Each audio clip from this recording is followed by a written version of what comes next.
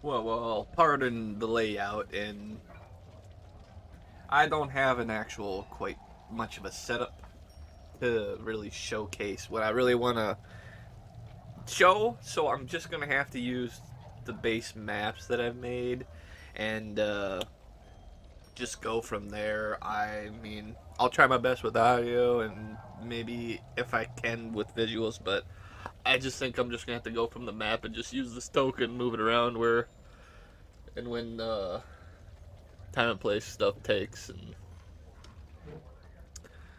I will start or begin here.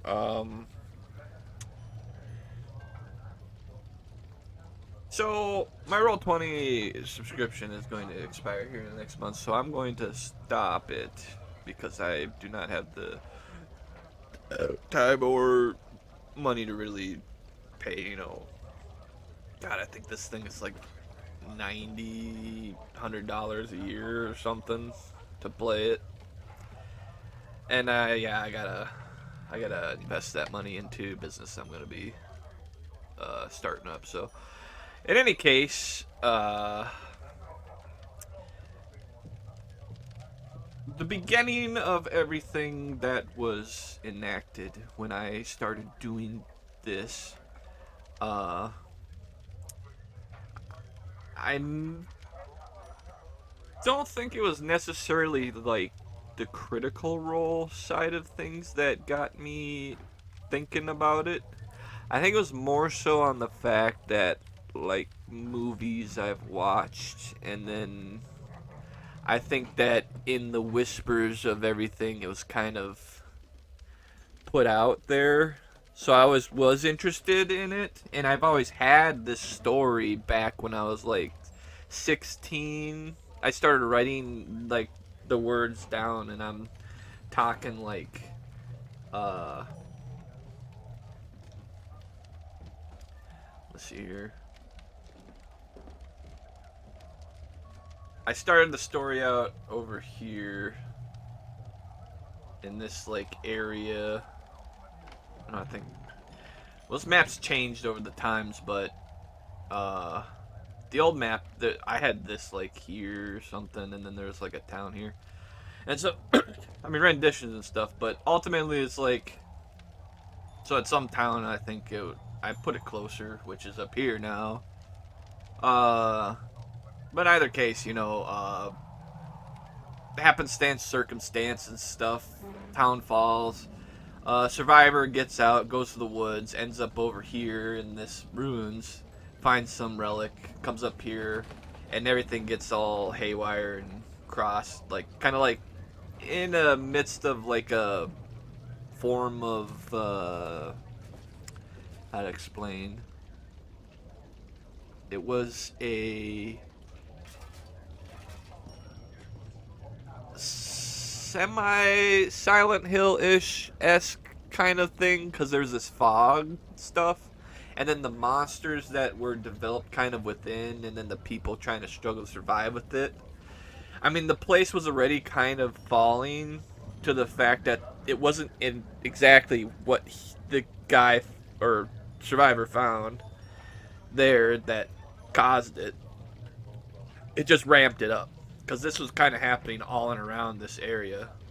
And then I fog walled off like this entire north section up on the map.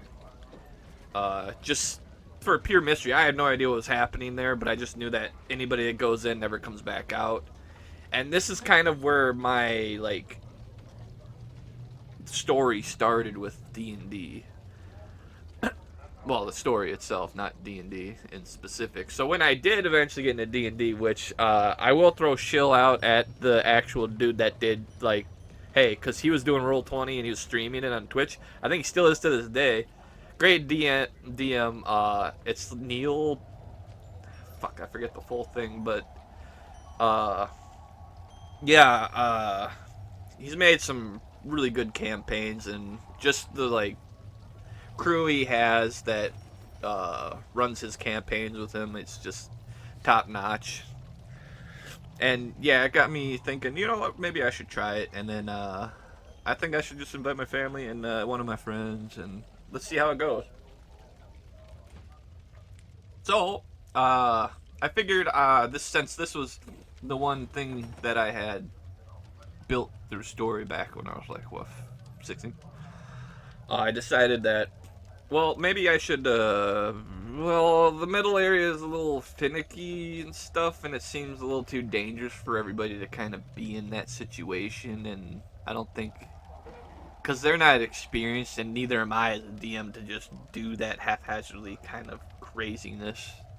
Like how you would play Baldur's Gate 3 and all of a sudden there's like, oh, giant squid monster ship flying through the air and fucking dragons and all this crazy shit happening. It's like, I can't. So I went with a base level of like, you know what, I'm gonna go to a town that's sort of semi underdeveloped but has an established order with enough guards around it to kind of be, you know, so they can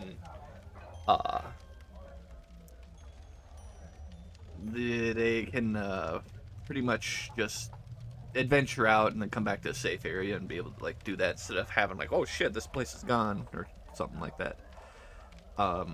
So yeah, the story in itself was just set up in a fashion of like 1, 2, 3 choices.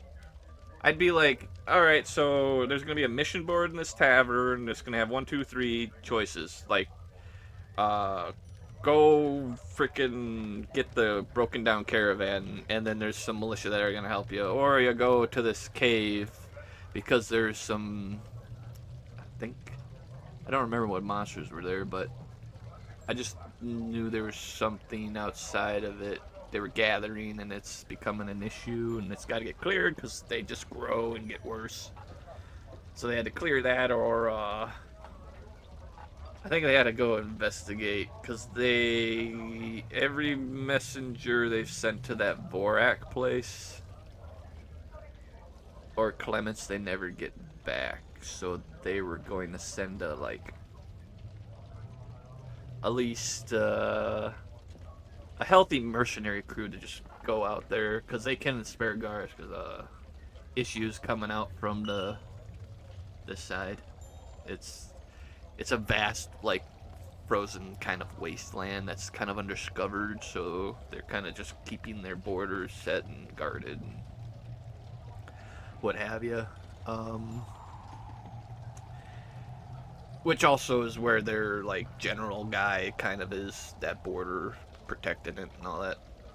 So then, you know, have you, whatever these mercenary people were, they were brought up in the religious center that place had. To either they were broken down shambling people or picked up off the street as an orphan, or they worked for the religious center in itself. They just decided to help out, and then through a friend of a friend of a friend, they all somehow end up at this tavern, introducing each other and whatnot, have you. They accept the quest, they go out and clear those things out, encountering their struggles, to find that this town in itself was overrun with both orcs and I think I did kobolds. Did orcs and kobolds? Yeah. And the same happened with the southern area. Clements down here. So, yeah, they go caravan, cave, then they go here. They don't go down here, though, because they already know. Well, shit. So, the general does come back, help clear them out. End up stating that pretty much it's no longer safe. They can't hold the fort, pretty much. Sort of a death sentence, and they have one ship left. So as many people as they can get on that ship to evacuate. Because there's also another threat that was coming down from the mountains, which were these ogres. And so these adventurers, I mean, they don't really receive what was happening with this one cave. And I don't think that I myself as a DM really knew. But the cave was a real old, like, magical, like, barrier set trap-ish thing that held a lot of, like, relic kind of things from before, like, predated history kind of stuff. Which that I, at that time, thought of, like, there were 3 steps in existence. There was before, which nobody has any written knowledge of, how the world operated or nothing. And then there was a big, huge catastrophe that happened at the end of that age. And then came into the next age, which was the dawn after that whole sundering and tearing of what happened with the world. And then that gradually became what we're at right now, which is kind of like a third age. I didn't really want to do that. It was just a placate 3-age system that I put in because, well, I mean, I watched Lord of the Rings quite a bit early on. And, I mean, it was up to... I still want to change things because I put placeholders in there like, hey, this is a representation of this person or blah, blah, blah. Or this kind of story-ish, but it's kind of something to ping-pong at and then build my own thing. In any case, they were all given their options again. Flee with the people on the boat to go south. Down, I think, to Zobul. I mean, I had a whole story set up too, but I never even got to do it because they were going to end up in issue with a necromancer. And they were going to end up having to go up north, and they would have ended up towards Bruma at the end and had to do that whole thing, which they never did. Then their other option was to go down south to the Crystalla. I didn't really understand what I was going to do with that. It's going to be kind of more political, I guess. Town setting stuff I didn't understand. I never really elaborated on it after that point because they chose instead to go out into the waste with that general guy.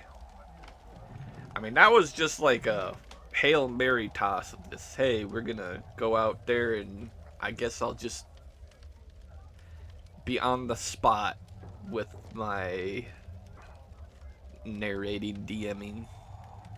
'Cause I honestly had no idea what the hell was out in those wastes.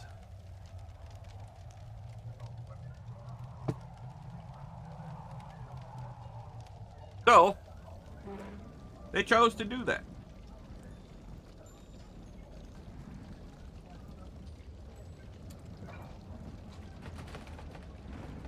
And change up here. So they ended up in a base camp like right there, somewhat.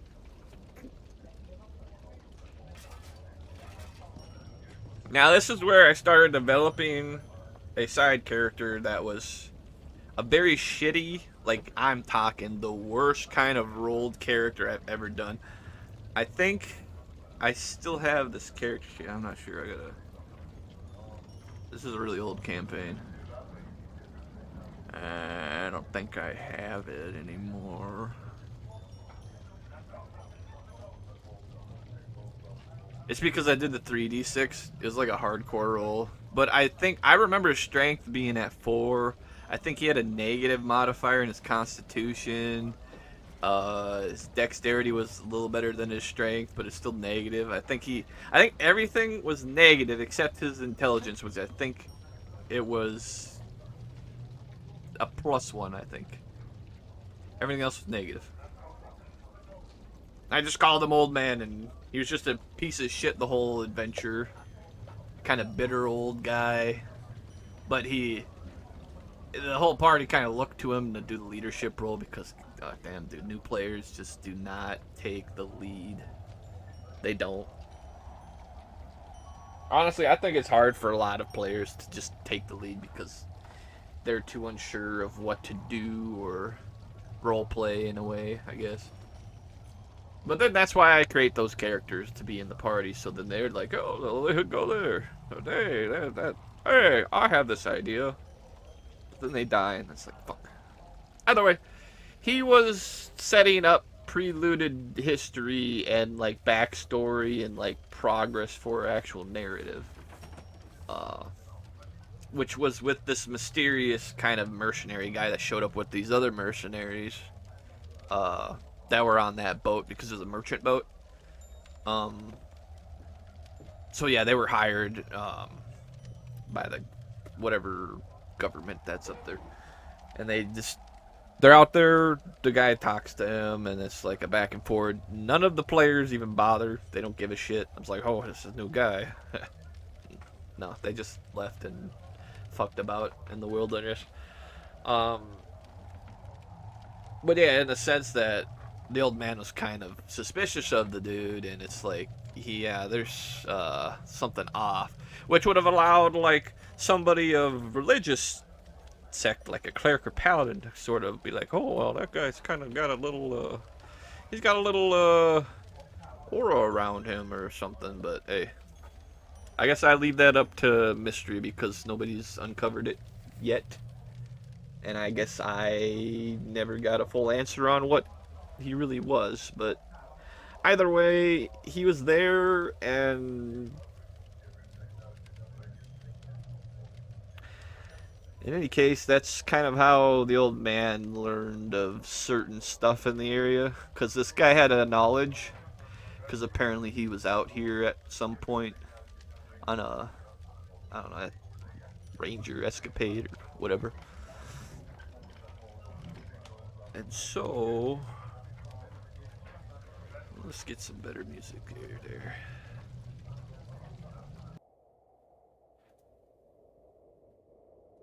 Oh.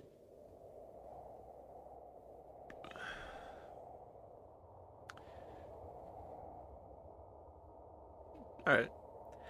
So, yeah. Now that we're out in the area, they decide, well, we're staging a point out here, aside from going out and killing and getting their rations from whatever animals they kind of kill and eat. They end up at a cave. They kill all these gnolls that are in this cave. Just completely wipe them all out. And then they learn that they were sort of worshipping a dragon. They didn't know of what kind.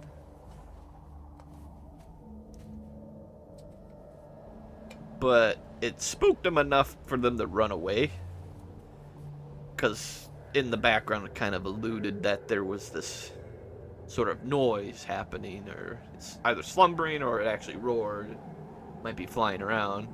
And so they dipped out, and I believe they got back to town, and then the ogres came down from up high on the mountain, because one of the players, I mean, they never really bothered with, but they ended up finding this mithril rock, and it was precious to the ogres, and they were going for it, because, yeah, that dude that old guy was talking to is the one who stole it, and then decided to throw it in their path to sort of, because this guy was like, I want to say he's kind of a Loki character in a way. I want to say trickster, but in a sense he has his motivations for doing something like a grand scheme of like, either I thought at the moment it was gonna be like take over the world or destroy it. I wasn't sure.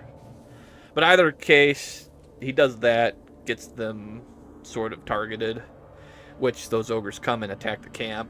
They fuck up a lot of troops. One of the rangers in the group,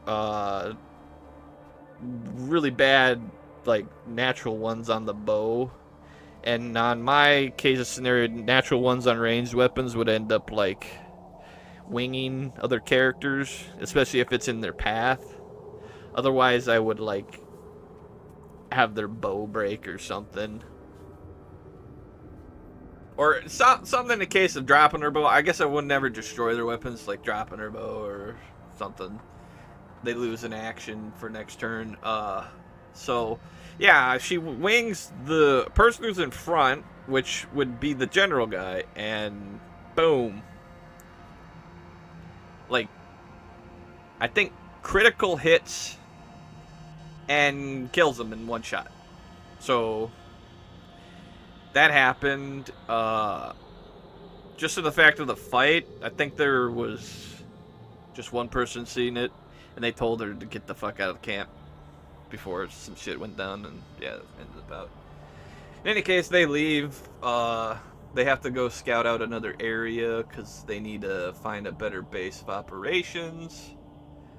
Even though they feel like it's a doomed situation, but they need to find out where the orcs, kobolds are kind of coming from. So then when they do come back, they can properly strike out and just get rid of them. Otherwise, they just can't expand and settle out here.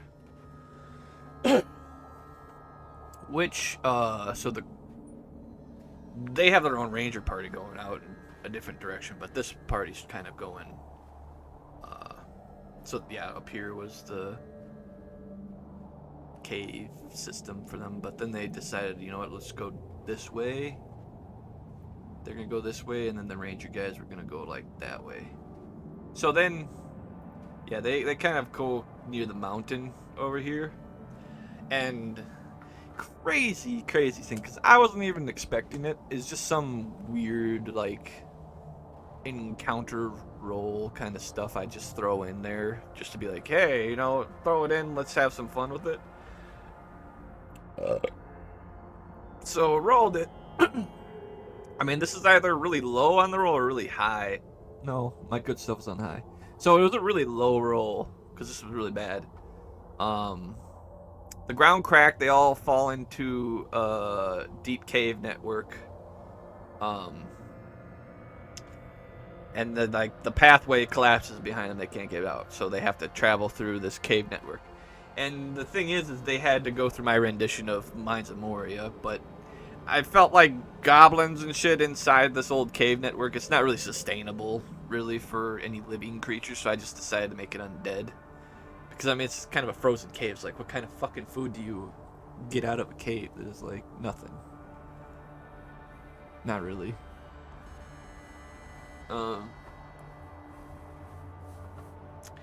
So, yeah, you know, they go through it.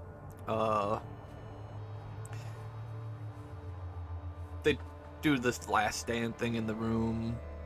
But it wasn't a crypt room. It was more of, like...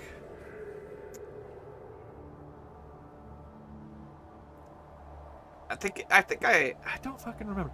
I think that, cause I kind of got off the cuff here, cause I don't know what happened to all my notes. I really don't. But then and there, it was like a statue. I think it was like a hall of like heroes or something of the dwarves that used to live there, or like the royalty of like this guy first of his name, and then his son, and then down the line or something. In the case, they had to defend against the undead coming in, and they hook shot go through, beat them all. They gotta leave because they can't rest because there's more coming. And I just decided for shits and giggles to just have a big demon down there chase them. I wanted to I think I wanted to get rid of the old man because I wanted them to figure out shit on their own at that point. So I just did a Gandalf thing with it, and then, I mean, for some weird reason, one of the party members just come back and throw one of their daggers at the Balrog thing. Not really doing anything. They throw a one and hit the old dude who's really low already, and then kills him. They're the only ones that saw it, too, because everyone else just ran while they came back and did that. That was unique. But either way that ended, they got out. And they ended up down here. I said there was a tower up there, but they didn't care. They're just like, oh, I'll go down, let's leave. And so they ended up here, Orc Town. They pretty much get captured. Well, no, I guess they didn't get captured. They were kind of brought in, essentially captured. They just didn't want to do the fight. They ended up in the hall. And then there was going to be like a sacrifice happening. But they were unaware of it because they didn't understand. They had a half-orc with them, but in any case, by the time they even got to that kind of thing, that a lot of the group of orc that were there were inside to do the celebration. So they just had their few guards outside patrolling the perimeters and stuff. And then to find that suddenly they get barred into this big, huge building. And then it set aflame. With them inside. And so they have to bar and dig their way out. While, like, there's spears being jabbed at the people trying to escape. And for some, I think the barbarian crashed through a wall. And they all got out. But they find that it's actually insignias of the people who are, like, Crystalla kind of things. And they traveled up through the southern area, which on the other map you can kind of see down here. Yeah. I had to reallocate the map to show that this was an area to come up here through. But, yeah, so they find that. They go, hey, great! Hey, we got a base camp, guys. Let's go. Like, we gotta talk to them, and we gotta. This doesn't seem like where an army would be established. It seems like an outpost, more or less. And so, I mean, they killed all the ogres. Yep, or orcs. That's done. The guy in charge says there's a stronghold up the mountain ways, so they all go. Briefly, kind of just whack and kill off all the orcs that kind of residing in that stronghold, along with their religious leader. And then a fuck with one of those relic chests. And so it triggers a, like, I didn't want to, like, have mind flayers because I didn't really understand what they were, but just the token that I think I used, it was kind of weird. I don't know, it's like a squid kind of looking thing. It was sort of my early renditions of a, like, I want to say, like how, like I was talking about the Silent Hill weird shit with the fog. It was kind of like my version of an alternate kind of darker faction in a way. Like, they just want nothingness. They just want nothingness. They want to turn everything into dark, like black, like abyss, like plunged, like nothing, no existence whatsoever. And so, like, it's triggered, and this chest, and it like reawakens these things because the chest is now like open. So it seems like they want whatever's in there. Nobody pays it mind because of the pressing matter at hand, and the rogue just doesn't decide to, like, finish the job, and they're just fighting for their lives. I think all of them die there except for 2, which was that ranger and one of the clerics. But either way,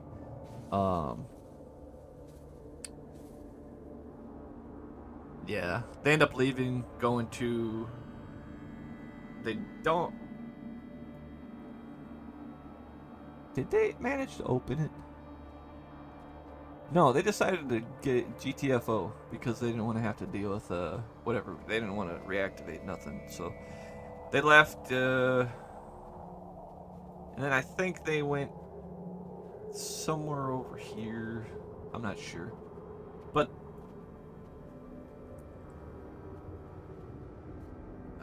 yeah, because they set up a new base camp or something, and then they ended up there, and I kind of ended it in the cliffhanger of like, oh, this dragon's coming down, and we're gonna create new characters for the people who died, and they're just like, they didn't care. They didn't want to go any longer. I don't know. So then this campaign was left on the back burner for me at that point in time. Never revisited, nothing. I would use this area as a sort of plot point narrative thing for something that I kind of did later. But I was sort of building some stuff up for them, like, hey, over on this right side, there's like different version of giants, just like in the south. Kobolds, they've got their base somewhere over by these giants to the east, and then the big huge city up here, which was going to be a big, like, I want to say army battle, because that's kind of where they found the orcs. And then they go in and they find that it's an old, like, ancient city, like before everything kind of blew up. It became the Second Age. And then it was going to be like a portal, and then there was going to be somebody to come out to sort of explain a little more towards the world's happenings. But they don't have much time, and then ploop. But it unlocked like this, I want to say, ley line, in a way. I don't know, it unlocked something. But in any case, I believe that was it for this campaign, because there was nothing left. I mean, I would revisit this from time to time to just, you know, I wouldn't really mess with this one so much. But here I kind of would, as you see the map is a little more, I guess, made. Because my maps are kind of looking like that other one, this one. Yeah, they're kind of looking like that. So then, like, I would think of stuff that's down here. The swamp thing here. Yeah, these wooded areas. And then I think that would be kind of it.